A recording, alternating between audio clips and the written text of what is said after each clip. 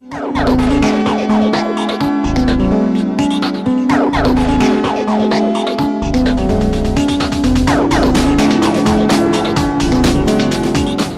ciencia empezó estudiando planetas, estrellas, cometas, lo grande, lo astronómico.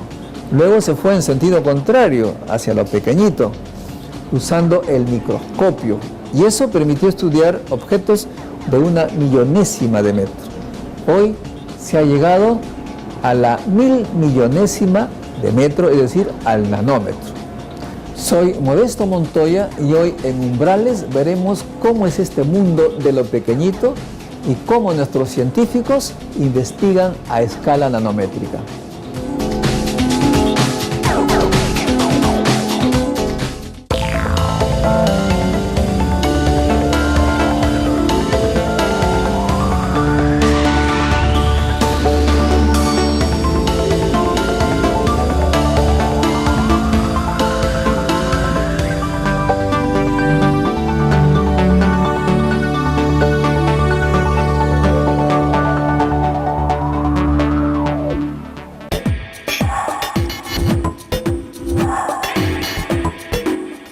El mundo nanométrico recién se está estudiando, pero los resultados ya están siendo aplicados, por ejemplo, en las pantallas planas, en los LED, en los celulares.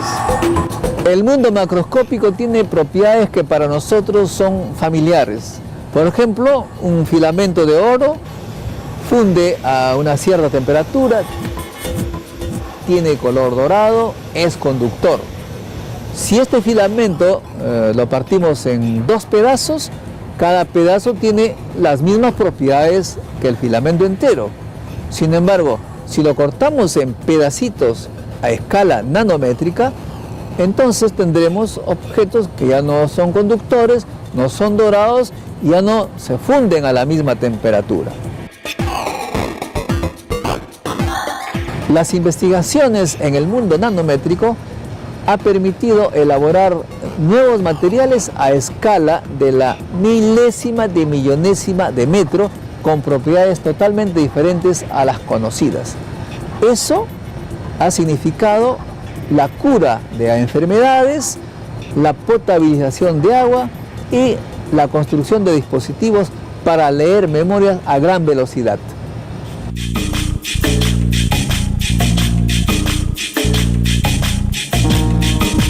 ¿Hacia dónde va esta ciencia de lo nanométrico? Sobre este tema vamos a hablar con el doctor Carlos Landauro Sáenz, doctor en física en Alemania y ahora profesor asociado de la Universidad Nacional Mayor de San Marcos. Bueno, lo que nos da la nanociencia es la oportunidad de poder manipular la naturaleza, los materiales a escala muy pequeña de los átomos, de las moléculas. Significa que en 1 metro tú puedes colocar esos dispositivos en un número de 1000 millones. Para uno verlo, todos conocemos la regla, ¿no? Y conocemos lo que es 1 milímetro.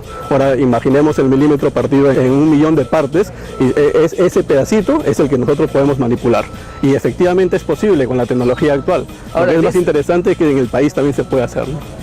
De ese tamaño se hacen ahora objetos, dispositivos electrónicos. Sí, claro, un ejemplo común es lo del tumor, por ejemplo. Un nanorobot que puede incluir en la zona exactamente el tumor, puede irradiarlo en una región muy específica del cuerpo humano, evitando problemas. Para hacer dispositivos grandes, uno usaba la física clásica, la mecánica clásica.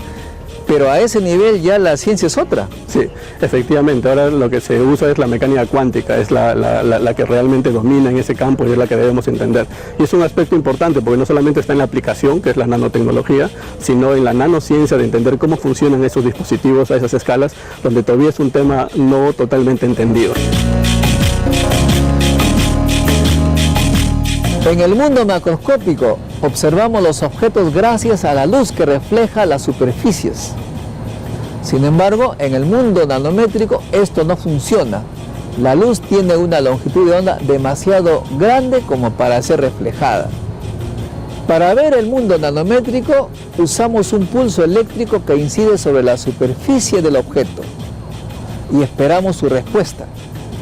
El problema es que el pulso eléctrico modifica la superficie del objeto, de modo que el acto de observar modifica el objeto observado.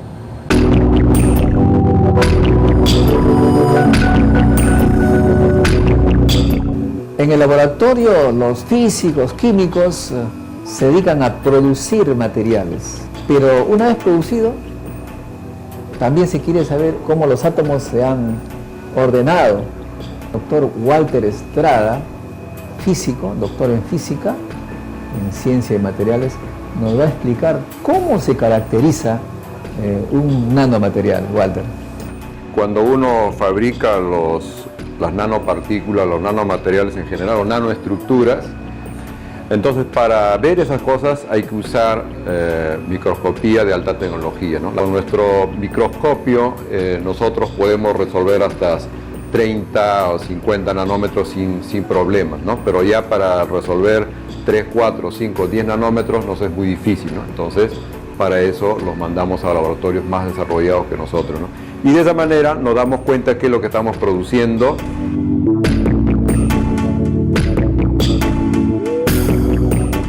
Ustedes van estudiando de qué manera se han ordenado los átomos y de repente les da también ideas para cambiar, por así decirlo, un átomo en lugar del otro, para que produzca mejores propiedades. Claro. Si es que queremos hacer celdas fotovoltaicas o buscamos las reacciones fotocatalíticas para purificar el agua, por ejemplo, o queremos aplicarlo para dispositivos electrónicos o electrocrómicos, etc. Hay una serie de aplicaciones que se llaman aplicaciones de tipo funcional, que va a depender de cómo están interaccionando entre sí los diferentes átomos que estamos poniendo y formando la estructura, ¿no?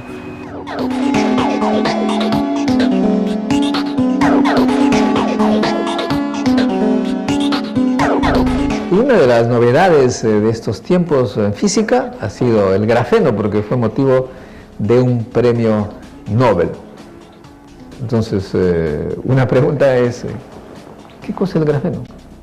El grafeno es una superficie bidimensional donde los átomos de carbono están ordenados en forma de hexágonos y el espesor de esa capa es de un átomo.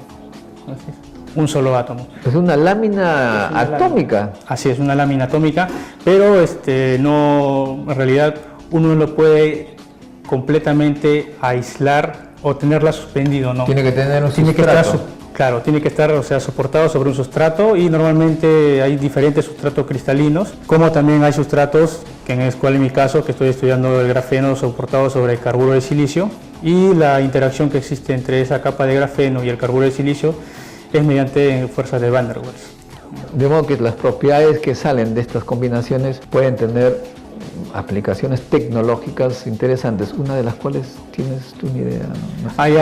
Una de las cuales es usar la capa de grafeno para poder construir transistores, los cuales permiten trabajar a altas velocidades que disipen menos energía, y la ventaja de utilizar el grafeno es que son conductores prácticamente transparentes, y lo cual puede ser útil trabajarlo en lo que es celdas solares.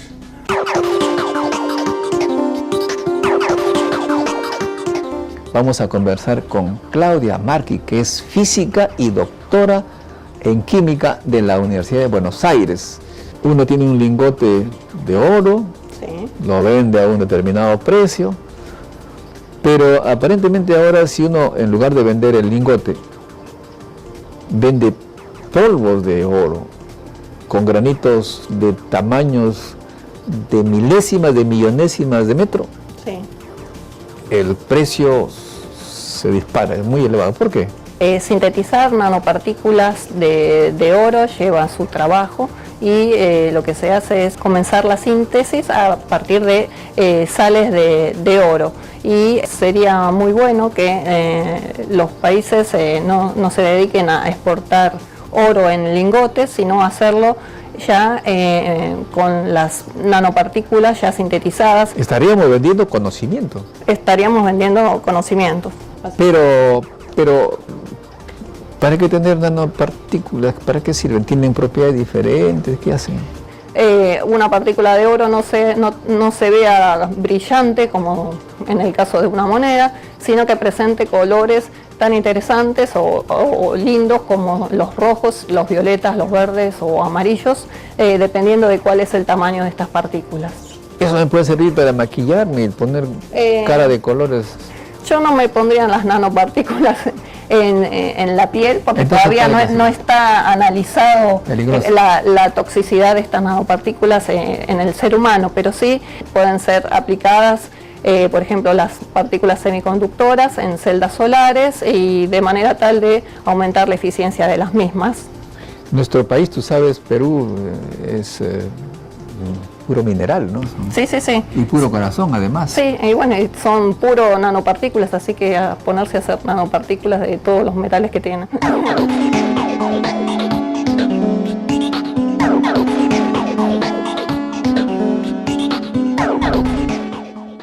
La Universidad Nacional Mayor de San Marcos ha ingresado en el campo de los nanomateriales, trabajando con una serie de elementos, productos de la minería peruana.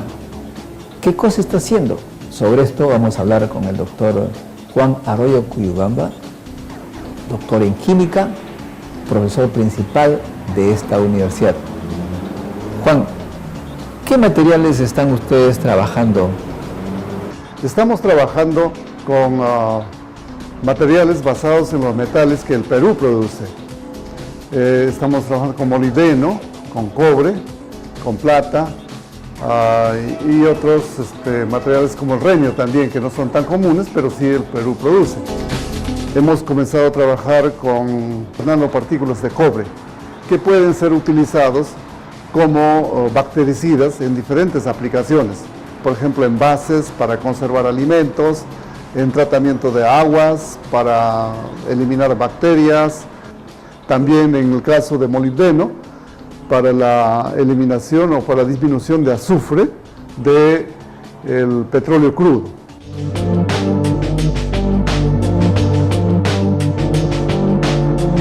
Los químicos peruanos, así como los físicos, encuentran propiedades útiles para el ser humano, cosa que los está animando para seguir investigando nuevas propiedades y generar nuevos materiales.